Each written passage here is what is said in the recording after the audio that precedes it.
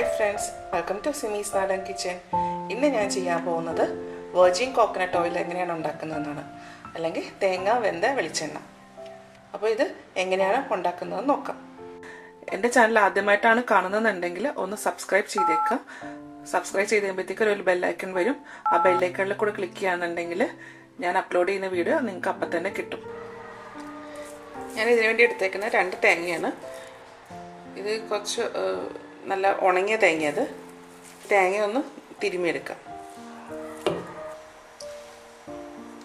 ആ 2 തേങ്ങ ചിരക്കി എടുത്തിട്ടുണ്ട്. അപ്പോൾ എടുക്കുമ്പോൾ കുറച്ച് നല്ല വിളഞ്ഞ തേങ്ങ ആയിരിക്കണം.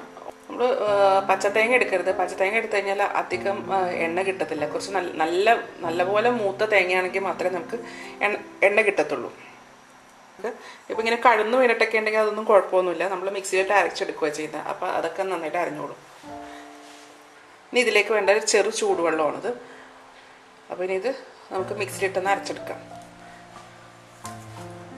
ഇനി മിക്സിയുടെ ബൗളിലേക്ക് കുറച്ച് തേങ്ങ ഇട്ട് കൊടുക്കാം. കുറച്ച് ചെറു ചൂടുവെള്ളം ഒഴിക്കുക. നല്ല തിളച്ച വെള്ളമൊന്നുമല്ല കേട്ടോ, ചെറിയ ചൂടുവെള്ളം ഇതിൻ്റെ അകത്ത്. അതും കൂടെ ഒഴിച്ചു കൊടുക്കാം. എന്നിട്ടിത് നന്നായിട്ടൊന്ന് അരച്ചെടുക്കാം. അപ്പോൾ ഞാനിതൊന്ന് അരച്ചിട്ട് വരട്ടെ. ഇതിപ്പോൾ ഞാൻ അരച്ചെടുത്തിട്ടുണ്ട്. നല്ല ഫൈനായിട്ടൊന്നും അരിഞ്ഞിട്ടൊന്നുമില്ല. എന്ന് വെച്ചാൽ ഫൈനായിട്ട് അരിഞ്ഞു കഴിഞ്ഞാൽ പിന്നെ നമുക്കിതിങ്ങനെ പിഴിയാൻ പറ്റത്തില്ല. ഇത് നമുക്ക് നന്നായിട്ട് ഇതിനൊന്ന് ഞെരിട്ടിട്ടൊന്ന് പിഴിഞ്ഞെടുക്കണത്. അപ്പം നല്ലപോലെ അരിഞ്ഞു കഴിഞ്ഞാൽ നമുക്കതൊരു പിടുത്തം കിട്ടത്തില്ല. അപ്പോൾ ഇതുപോലെ ഒന്ന് അരിഞ്ഞാൽ മതി. ഇനി ഇതൊരു വലിയ പാത്രത്തിലേക്ക് മാറ്റാം. ഞാനൊരു ബേസിനിലേക്ക് മാറ്റണത്.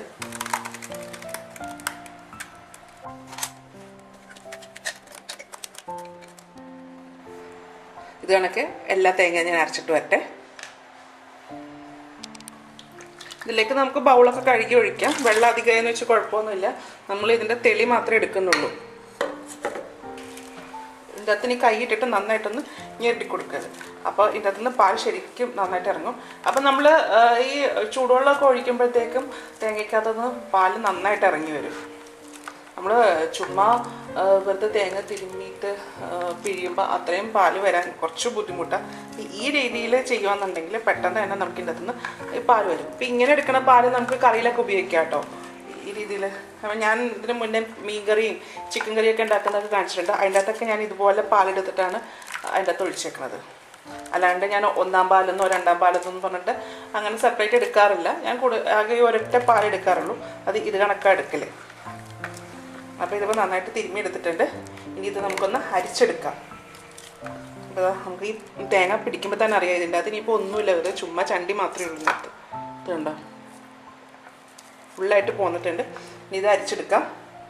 ഇതൊന്ന് നമുക്കൊന്ന് ഇതിൻ്റെ തന്നെ വേസ്റ്റ് നമുക്കിങ്ങനെ പിഴിഞ്ഞെടുക്കാം കുറേയൊക്കെ. എന്നിട്ട് അരിപ്പേ കൂടെ അരിക്കാം നമുക്ക്.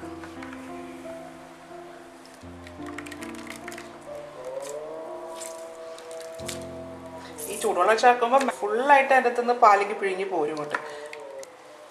പിന്നെ വെള്ളം ഒഴിച്ച് അടിക്കേണ്ട ആവശ്യമൊന്നുമില്ല. ഫുള്ളായിട്ട് ആ ഒറ്റ ട്രിപ്പിൽ തന്നെ എല്ലാം പാലും ഇങ്ങോട്ട് പോരും. ഇത് ഈ അരിപ്പയിൽ കൂടെ അരിച്ചെടുക്കാം.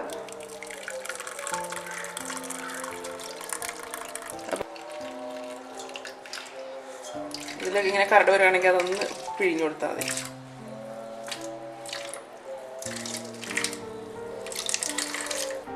ഇപ്പോൾ തേങ്ങാപ്പാൽ ഞാനൊരു പാത്രത്തിലാക്കി വെച്ചിട്ടുണ്ട്. ഇനി ഇത് അടച്ചിട്ട് ഫ്രിഡ്ജിലെടുത്ത് വെക്കാം. എന്നിട്ട് ഫ്രിഡ്ജിൽ ഇത് ഒരു ദിവസം ഫ്രിഡ്ജിൻ്റെ അകത്ത് ഇരിക്കണം. ഇതിപ്പോൾ ഇതിനകത്ത് പിഴിഞ്ഞെടുക്കുമ്പോൾ വെള്ളം അധികമായി പോയെന്ന് വെച്ചിട്ട് പേടിക്കേണ്ട ആവശ്യമൊന്നുമില്ല. ഇതിപ്പോൾ ഇനിയിപ്പോൾ അടിയും ഇതൊന്ന് വെള്ളം അടിഞ്ഞിട്ട് ശരിക്കും എണ്ണയുള്ള ആ ഒരു പാർട്ടുണ്ടല്ലോ അത് ഇതിൻ്റെ മുകളിലോട്ട് പൊങ്ങി വരും. അപ്പം നമുക്ക് അതങ്ങ് എടുത്തിട്ട് ഉണ്ടാക്കി വെച്ചാൽ മതി. അപ്പോൾ അതുകൊണ്ടിപ്പോൾ വെള്ളം ഒരുപാടായി എന്നുള്ള ഒരു ടെൻഷനൊന്നും വേണ്ട. ഇനിയിപ്പോൾ ഇതിങ്ങനെ തന്നെ എടുത്തിട്ട് ഞാനിത് അടച്ചിട്ട് ഫ്രിഡ്ജിലോട്ട് മാറ്റണേണ്. ഇനി ഞാൻ നാളെ നമുക്ക് എണ്ണ എങ്ങനെയാണ് ഉണ്ടാക്കുന്നതെന്ന് നോക്കാം. പിന്നെ ഇതിങ്ങനെ എടുത്തിട്ട് വെളിയിൽ വെക്കരുത്. വെളിയിൽ വെച്ച് കഴിഞ്ഞാൽ തേങ്ങാപ്പാൽ വളിച്ചു പോവും. അപ്പോൾ ഫ്രിഡ്ജിൽ തന്നെ വെക്കണം കേട്ടോ. അപ്പോൾ ഫ്രീസറിലല്ല, തട്ടിൽ ഏറ്റവും അടിയിലത്തെ സ്പേസിൽ വെച്ചാൽ മതി. ഇതിപ്പോൾ അടുത്ത ദിവസം ആയപ്പോഴത്തേക്കും ഇതിൽ നമ്മൾ വെള്ളം ഒഴിച്ചിട്ടല്ലേ ഈ തേങ്ങാപ്പാൽ പിഴിഞ്ഞ് വെച്ചിരുന്നത്. അപ്പോൾ ആ തേങ്ങയുടെ നമ്മൾ പാലുള്ള ഭാഗം മുകളിലും വെള്ളത്തിൻ്റെ ഭാഗം അടിയിലുമായിട്ടാണ് വന്നിരിക്കുന്നത്. അപ്പോൾ ഞാൻ നിങ്ങളെ കാണിച്ചു തരാൻ വേണ്ടിയിട്ട് ഞാനൊരു ഗ്ലാസ് ബൗളിലേക്ക് ഞാൻ മാറ്റിയിട്ടുണ്ട്. ഞാൻ കാണിച്ചു തരാം അതെങ്ങനെ ഇരിക്കണം എന്നുള്ളത്. ഇത് കണ്ടോ, ഇപ്പം ഇതിപ്പോൾ ഞാൻ ഗ്ലാസ് ബൗളിലേക്ക് മാറ്റി കഴിഞ്ഞപ്പോഴത്തേക്കും ഒരു ദിവസം കഴിഞ്ഞപ്പോഴത്തേക്ക് നമ്മൾ ക്രീമുള്ള ഭാഗം മുകളിലോട്ടും ബാക്കി വെള്ളം വെള്ളം ഒഴിച്ചിട്ടുണ്ടായില്ല, ആ വെള്ളം അടിയിലോട്ടും വന്നിട്ടുണ്ട്. ഇനി നമുക്ക് ഈ ക്രീമായിട്ടുള്ള ഭാഗം നമുക്ക് ഇതിൽ നിന്ന് കോരിയെടുക്കാം.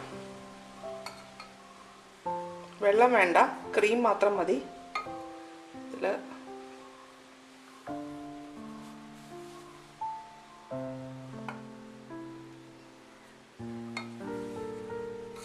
ഇത് കണക്കെ കോരിയെടുക്കുക. ഇതുപോലെ തന്നെ ഒരു ഇരുമ്പ് ചീഞ്ചട്ടിയിലോട്ടാണ് മാറ്റുന്നത്. അപ്പം അങ്ങനെ മൊത്തം ക്രീമും ഇങ്ങനെ എടുക്കാം നമുക്ക്. ഇങ്ങനെ ചെയ്യുമ്പോൾ എന്താ ഗുണമെന്ന് വെച്ച് കഴിഞ്ഞാൽ ഇത് പെട്ടെന്ന് തന്നെ നമുക്ക് എണ്ണയായിട്ട് കിട്ടും. മറ്റേന്ന് പറഞ്ഞു കഴിഞ്ഞാൽ അതിൻ്റെ ആ വെള്ളമൊക്കെ വറ്റി വരാനായിട്ട് കുറേ സമയം പിടിക്കും. അപ്പോൾ ഇത് കരിഞ്ഞു പോകാനൊക്കെ ചാൻസ് കൂടുതലാണ്.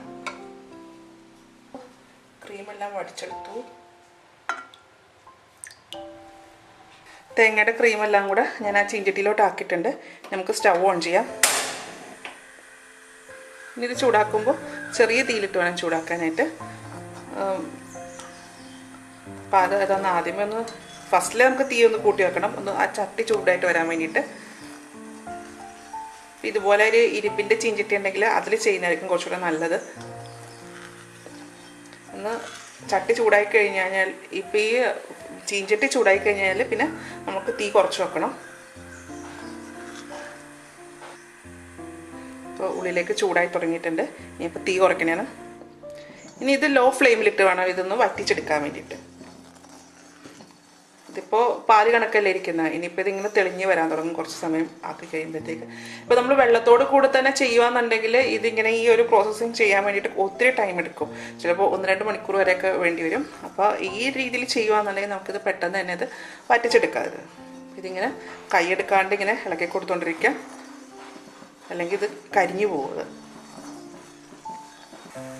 ഇപ്പോൾ ഈ തേങ്ങാപ്പാൽ തിളച്ച് തുടങ്ങിയിട്ടുണ്ട്. ഇനിയിപ്പോൾ നമ്മൾ കണ്ടിന്യൂ ആയിട്ട് ഇളക്കി കൊടുത്തുകൊണ്ടിരിക്കുക. അപ്പോൾ അത് എണ്ണ ഇങ്ങനെ ഇതായി തുടങ്ങിയിട്ടുണ്ട്. അപ്പോൾ ആ പാലൊക്കെ ഒന്ന് പിരിഞ്ഞ് എണ്ണയൊക്കെ വന്നു തുടങ്ങി. ഇതിനകത്തുനിന്ന് തീ കൂട്ടി വെക്കാൻ പാടില്ല കേട്ടോ. അപ്പോൾ പെട്ടെന്നാകാൻ വേണ്ടി തീ ഒന്നും കൂട്ടി വെക്കരുത്. വെച്ച് കഴിഞ്ഞാൽ ഇത് കറക്റ്റ് ആവില്ല. ഇപ്പം ഇങ്ങനെ അതായിട്ട് ഇങ്ങനെ ഒരു പിരിവിടാനായിട്ടുണ്ട്. കണ്ടോ, ഇതിപ്പോൾ ഇങ്ങനെ ഇതുപോലെ ആയിട്ടുണ്ട്. ഇപ്പോൾ കുറുകി തുടങ്ങി. അപ്പോൾ ഇങ്ങനെ കുറുകി വരും. ആ വെള്ളം വറ്റുമ്പോൾ ഇതിങ്ങനെ ബ്ലും വരുന്നുണ്ട്. അപ്പോൾ ഇതിങ്ങനെ കയ്യിലൊക്കെ നമുക്ക് തെറിക്കും. അപ്പോൾ അത് ശ്രദ്ധിക്കണം കയ്യിൽ വീഴാണ്ടിരിക്കാനായിട്ട്. അത് എണ്ണയുടെ അംശം കൂടെ ഉള്ളതുകൊണ്ട് കൈ നന്നായിട്ട് പൊള്ളും അത്. അപ്പോൾ സൂക്ഷിച്ച് വേണം അത് ഇളക്കാനായിട്ട്. ഒരു വലിയ തവി ഉണ്ടെങ്കിൽ അതായിരിക്കും കുറച്ചുകൂടെ നല്ലത് ഇളക്കാനായിട്ട്. അങ്ങനെ തെറിക്കാണ്ടിരിക്കാൻ വേണ്ടി ഈ രീതിയിലൊന്ന് ഇളക്കി വെച്ചാൽ മതി. അപ്പോൾ പിന്നെ തെറിക്കത്തില്ല കേട്ടോ. ഇതുപോലെ ഇങ്ങനെ വട്ടം ചുറ്റിച്ചാൽ മതി. നമ്മളിങ്ങനെ പതുക്കെ ഇളക്കുമ്പോൾ അതിങ്ങനെ കൊമ്പള വന്നിട്ട് ഇങ്ങനെ നമ്മുടെ കയ്യിലേക്ക് തെറിക്കും. ഇപ്പോൾ ചെറുതായിട്ടിങ്ങനെ എണ്ണ തെളിഞ്ഞ് തുടങ്ങിയിട്ടുണ്ട്. അപ്പോൾ ഇനിയിപ്പോൾ ഈ ഒരു സ്റ്റേജ് ആയി കഴിഞ്ഞാൽ പെട്ടെന്നായിരിക്കും ഇതിൻ്റെ എണ്ണ തെളിഞ്ഞ് വരുന്നത്. ഇത് കണ്ടോ, ഇവിടെ കണ്ടോ, ഈ ആ കൊമ്പള വരുന്നിടത്ത് കണ്ടോ എണ്ണ നിൽക്കുന്നത് കണ്ടോ. പാത്രത്തിലൊക്കെ ഇങ്ങനെ എണ്ണ വന്ന് തുടങ്ങി. പിന്നെ ഇത് കുറച്ച് സമയം കഴിയുമ്പോഴത്തേക്ക് ഇതൊക്കെ നല്ലതായിട്ട് ബ്രൗൺ കളറായിട്ട് എണ്ണയ്ക്ക് നന്നായിട്ട് തെളിഞ്ഞ് ഫുള്ളായിട്ട് തന്നെ എണ്ണ പുറത്തേക്ക് വരും. ഇനിയിപ്പോൾ ഇതൊന്ന് വെന്ത് വരണം. ഇത് നല്ല മുരിഞ്ഞ് വരുമ്പോഴത്തേക്കാണ് എണ്ണ എല്ലാം കൂടെ പുറത്തേക്ക് ഇറങ്ങി വരുന്നത്. അപ്പോൾ എണ്ണ വന്നു തുടങ്ങി ഇപ്പം നല്ലപോലെ. അപ്പോൾ കാണുന്നില്ലേ അതിൻ്റെ ഉള്ളിലിങ്ങനെ ഇപ്പോൾ എണ്ണ നന്നായിട്ട് തെളിഞ്ഞു തുടങ്ങിയിട്ടുണ്ട്. അതുപോലെ ആ തേങ്ങാപ്പാലിൻ്റെ ആ തേങ്ങയൊക്കെ ഉണ്ടല്ലോ അതിലിങ്ങനെ ഉണ്ട് നല്ല ബോൾ പോലെയായിട്ട് വന്നു തുടങ്ങിയിട്ടുണ്ട്. ഇനി അത് വെന്ത് വരണം. അതൊന്ന്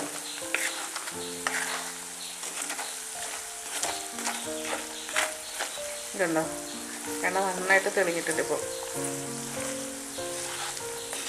അപ്പോൾ നമുക്ക് എണ്ണ അധികം വേണമെന്നുണ്ടെങ്കിൽ തേങ്ങയുടെ ക്വാണ്ടിറ്റി കൂട്ടിയാൽ മതി കേട്ടോ. 2 എന്നുള്ളത് 5 ഒക്കെ എടുത്തു കഴിഞ്ഞാൽ കുറേ നാളത്തേക്കൊക്കെ ഉണ്ടാവും എണ്ണ അധികം. ഇതിപ്പോൾ കുറച്ച് എണ്ണ ഉണ്ടാവത്തുള്ളൂ. ഇതിൻ്റെ ഗുണങ്ങൾ എന്തൊക്കെയാണെന്ന് വെച്ച് കഴിഞ്ഞാൽ നമുക്ക് കുഞ്ഞു വാവകൾക്കൊക്കെ അവരുടെ മേത്തൊക്കെ തേക്കാനും തലയിൽ തേക്കാനും ഒക്കെ നല്ലതാണ്. പിന്നെ റാഷസ് ക്രീമിന് പകരം ഇതുപോലെ എണ്ണ എടുത്തിട്ട് ഡയപ്പറൊക്കെ കെട്ടുന്നിടത്തൊക്കെ തേക്കുവാണെന്നുണ്ടെങ്കിൽ അവർക്കവിടെ സ്കിന്നൊന്നും റാഷസ് ഒന്നും വരത്തൊന്നുമില്ല. പിന്നെ സ്കിന്നൊക്കെ ഗ്ലോ ആവാനൊക്കെ നല്ലതാണ് കുഞ്ഞുവാവകൾക്ക്. വലിയവർക്കും അതുപോലെ തന്നെയാണ്. ഇത് തേച്ച് കഴിഞ്ഞാൽ നല്ല മുടി വളരാനും പിന്നെ സ്കിന്നൊക്കെ നല്ല സോഫ്റ്റ് ആകാനും ഡ്രൈ സ്കിന്നൊക്കെ പോകാനും ഒക്കെ ഈ എണ്ണ നല്ലതാണ്. ഇതിപ്പോൾ നമ്മൾ തന്നെ ഉണ്ടാക്കുമ്പോൾ ഇതിൽ നമ്മൾ വേറെ കെമിക്കലായിട്ടോ ഒന്നും ചേർത്തിട്ടില്ല. നമ്മൾ കടകളിൽ നിന്നും നമുക്ക് ഇതുപോലത്തെ വെളിച്ചെണ്ണ ഓർഗാനിക് കോക്കനട്ട് ഓയിൽ നമുക്ക് മേടിക്കാൻ കിട്ടും. പക്ഷെ അതിനേക്കാളും നല്ലതായി ഇത്. അപ്പോൾ നമ്മൾ വീട്ടിൽ തന്നെയല്ലേ നമ്മൾ ഉണ്ടാക്കുന്നത്. അപ്പോൾ നമുക്കറിയാം ഇതിൻ്റെ അകത്ത് നമ്മളൊന്നും കെമിക്കലൊന്നും ചേർത്തിട്ടില്ല എന്നുള്ളത്. ഇത് കുഞ്ഞുവാവുകൾക്ക് ഇത് കഴിക്കാൻ കൊടുക്കുന്നത് നല്ലതാണ്. ഒരു കുഞ്ഞി സ്പൂണിലൊക്കെ എടുത്തിട്ട് അവർക്ക് കഴിക്കാൻ കൊടുക്കുന്നതൊക്കെ നല്ലതാണ്. വയറ്റിൽ നിന്നൊക്കെ ശരിക്കും മോഷൻ പോകാനൊക്കെ നല്ലതാണ്. ടൈറ്റായിട്ട് മോഷൻ പോകുന്നുണ്ടെങ്കിൽ മുറുകാണ്ടിരിക്കാനൊക്കെ നല്ലതാണ്. ഇതിപ്പോൾ ആയിട്ടുണ്ട്. നമുക്കൊന്ന് ഇതെടുത്ത് നോക്കാം. ഈ തേങ്ങയുടെ പീസ് നല്ല ക്രിസ്പി ആയിരിക്കണം, എന്നാൽ മാത്രമേ ഇത് വെന്തിട്ടുണ്ടാവുള്ളൂ. ആയിട്ടില്ല, ഒന്നും കൂടെ വേകാനുണ്ട്. ഇത് മൂത്തൊന്ന് മനസ്സിലാക്കുന്നത് അങ്ങനെയാണ്. ഈ തേങ്ങയുടെ ഈ പീസസ് ഉണ്ടല്ലോ, അത് നല്ല ക്രിസ്പി ആയിട്ട് വരും. അത് ഇപ്പോൾ ആയി തുടങ്ങിയിട്ടുണ്ട്. ഇനി കുറച്ച് സമയം കൂടെ മതി. എനിക്ക് തോന്നുന്നു ഒരു 10 മിനിറ്റും കൂടി വേണ്ടി വരുമായിരിക്കും. അപ്പോൾ ഇത് ഒന്ന് ക്രിസ്പി ആയിട്ടുണ്ട്. ഇതിനെ ഞങ്ങൾ കക്കന്നാണ് പറയണത്. അപ്പോൾ ഇത് മൂത്തിട്ടുണ്ട്. ഇത് നമ്മൾ എടുത്ത് നോക്കുമ്പോൾ ക്രിസ്പി ആയിട്ടുണ്ടെങ്കിൽ എണ്ണ മൂത്തിട്ടുണ്ട്. ഇതിപ്പോൾ മൂത്തിട്ടുണ്ട്. ഇത് തിന്നാനും നല്ല ടേസ്റ്റ് ആട്ടോ. ഇത് ചെറിയ മധുരമൊക്കെ ഉണ്ടാവും ഇതിന്. ഇളക്കുമ്പോൾ തന്നെ നമുക്കറിയാം ഇങ്ങനെ കിളിങ്ങണ ഒരു സൗണ്ട് കേൾക്കുന്നുണ്ട്. അതിങ്ങനെ ഫ്രീ ആയിട്ട് അതിപ്പോൾ ഇളക്കാൻ പറ്റുന്നത്. കിളിന്നൊരു ചെറിയ സൗണ്ടൊക്കെ കേൾക്കുന്നുണ്ട്. ഇത് സ്റ്റൗ അങ്ങോട്ട് ഓഫ് ചെയ്ത് ആദ്യമേ ഇതൊന്ന് സൈഡിലേക്കൊന്ന് മാറ്റി വെക്കാം.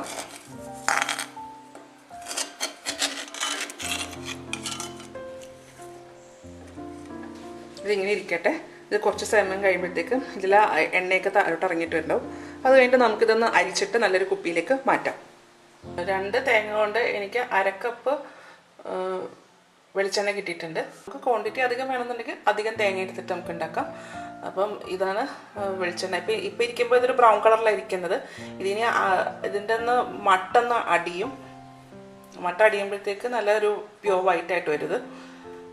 പിന്നെ അതിൻ്റെ അകത്തുനിന്ന് കിട്ടിയേക്കുന്ന ഈ പറയണ കക്കൻ എന്ന് പറഞ്ഞ ഈ സംഭവം ഓരോ നാട്ടിലെ ഓരോ പേരാട്ടോ പറയണത്. ഞങ്ങളുടെ നാട്ടിൽ ഇതിന് കക്കന്ന പറയുന്നത്.